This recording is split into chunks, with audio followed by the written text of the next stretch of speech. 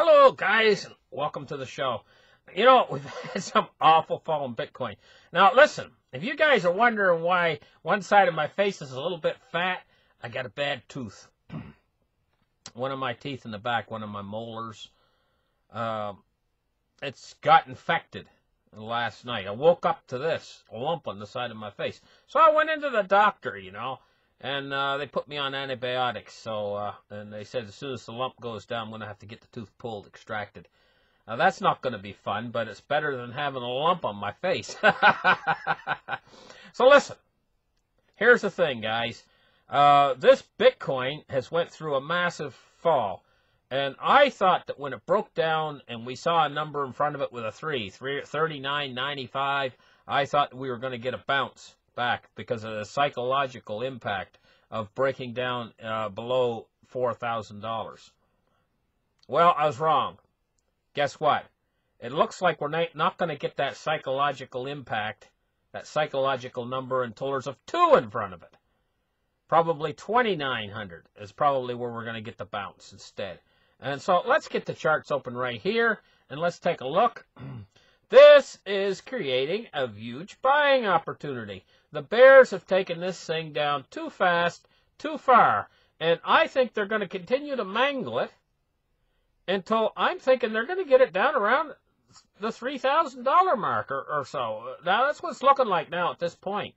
And it looks like it might break down into like 2,900 or whatever. Monday, I'm going to get myself in there Monday, and I am going to do some buying again, because I'm going to tell you, every time it breaks into a lower level, now at this point, I'm buying. Now, if it goes above the lowest level I've bought in at, then that's it. Okay, so I bought in when it was up 8,000 and 5,000, and now it's down to 3,400. I buy in again. If it goes to 2,400, I'll buy in again, and I'm going to keep doing that, getting little nibbles of it every time it hits a new low, all the way down until it makes its final bottom. I don't know where that final bottom is going to be exactly, but now it's starting to look like it's going to break through a psychological barrier, 2,900. Look. Man, that's especially with the altcoins. Look how cheap you're going to get them. By that time, Litecoin will probably be like 22 bucks a piece. And you get a few of them, and we're going to see this all come back again. Once this market turns around, she's going to come back, and she's going to roar back to life with vigor. And not roar back to life suddenly, but it's going to start to creep up at first, and then it'll start to roar back to life again. This is the nature of the beast. We've seen a number of times this Bitcoin do exactly the same thing it's doing this time. I think like 6 times in the past it's done this thing over and over again. The first time it did it, it was like only pennies. It was only like, I think, 29 cents, and then it went up, and then it come back down again, and then the next time it went up to like $2 or $3, and then it come back down again. Then it went up to 30 bucks, and then it come back down again. And then it went up to 250 bucks, and then it come back down again. Every time it comes back down again, but it always goes up higher than the previous time. Whenever it goes back up again, and it's done this over and over again. It's repeated this pattern, and I have no reason to believe it's not going to repeat this pattern again. Because every time it grows. It's almost like some sort of a cancer. It shrinks back, and then it grows exponentially larger. And then it shrinks back again, and then it grows exponentially larger again. It does this pulsing. It's almost like a pulsing effect. And it's been doing this ever since 2009, and no reason to believe that it won't continue to do it into the future. How high can cryptocurrencies go? The answer to that question is they can go so high that they take over the whole entire monetary system, and they become whenever you do work, your work will be counted in Bitcoins, not dollars anymore. Now they count it in dollars. How much your labor is counted in dollars. It'll be counted, if this thing keeps going higher and higher, in the end it's going to take over. It's almost like a cancer. It's working just like a cancer works, to tell you the truth. So now let's move on and take a look at cryptocurrency market capitalizations. And what we see here, we see 54.3% Bitcoin dominance. So the Bitcoin dominance is going up a little bit, starting to creep up.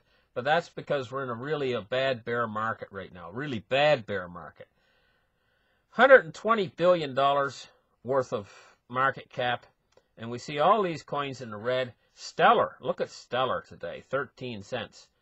It's down 20% on the day, 15% on XRP, 34 cents on XRP.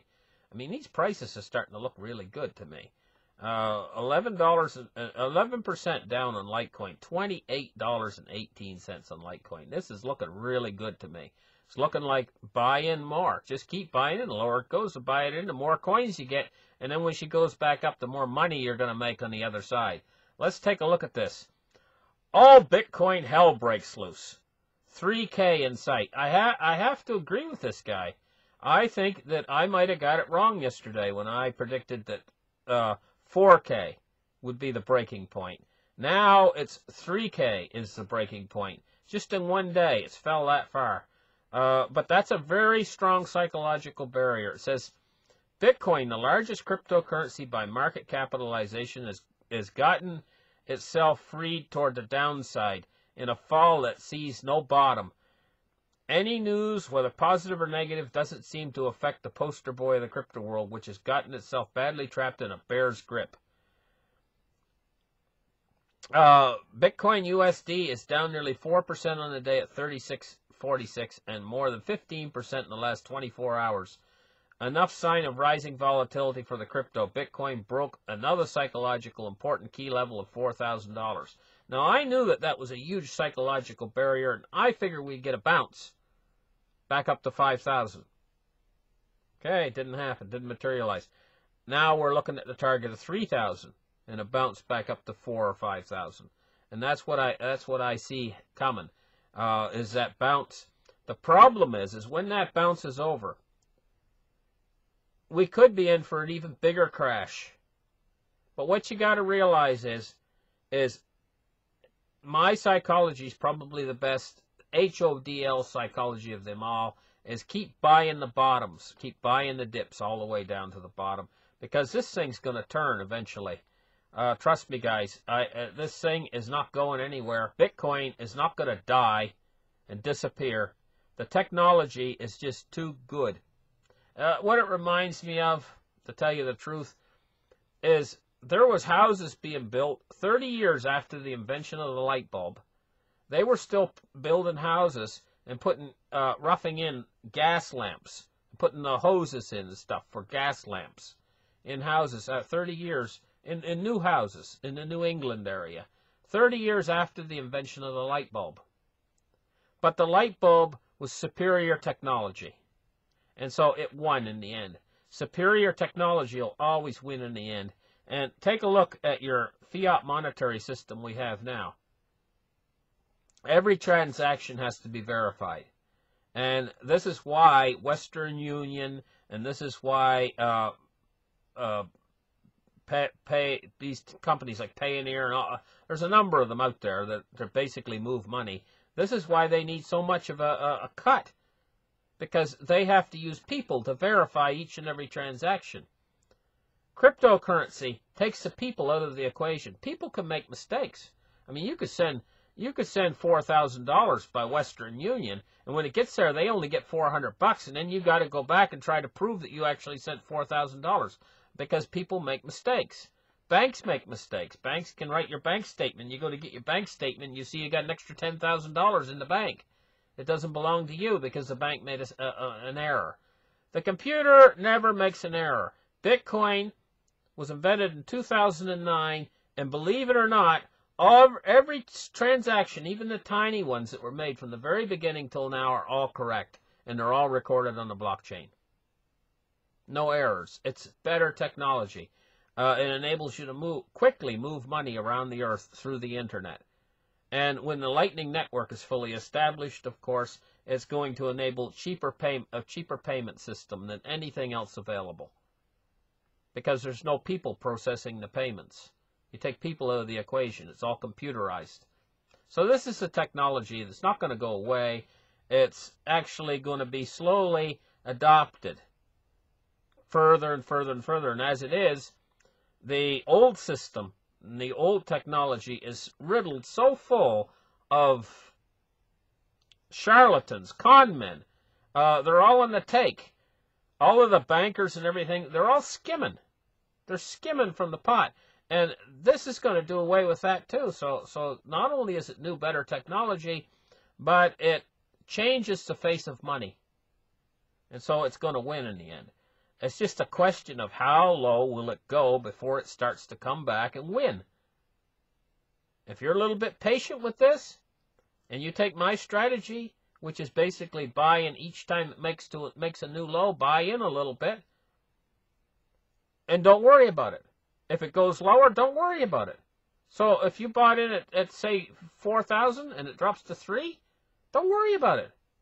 And then if it drops down, buy in again at 3. And then if it drops down to 2,000, buy in again. If it drops down to 1,000, buy in again. If it drops down to 500, buy in again. If it drops down to $100, well, look, you got the best buying opportunity on earth. Then at that point, you can get, you know what I mean? It's just keep buying in all the way down to the bottom, because when it starts riding up back up the other side again, you'll be laughing.